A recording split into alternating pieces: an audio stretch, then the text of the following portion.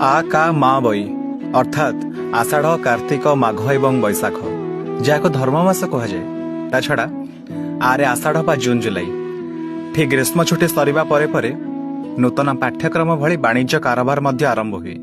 एही समय रे भारत महासागर आसुवा दक्षिण पश्चिम मौसुमी वायु ओडिया तलेयुक्त तरीको जाभा सुमात्रा आदि पूर्वी द्वीप मानक यात्रा करिबारे सहाय्य करे। यह कार्तिक मास जाए बहे। एही मौसुमी वायु हिमालय रे बाड़े ही शीत मास बा माघरे पुणी फेरे। यह प्रत्यावर्तनशील मौसुमी कह जाए जहाँ तरीको प्रत्यावर्तन सहाय्य करे। बईर अर्थ हूँ बैशाख जहाँ एप्रिल मे को बुझाए जहाँकि बेपारी फाइनेंशियल इयर एंडिंग बा वर्षर वाणिज्य कारोबार जोठी शेष हुए आ महाविषुव संक्रांति बा ओडिया नववर्ष आरंभ हुए। यही समय समस्ते ओडिशा रे थांती।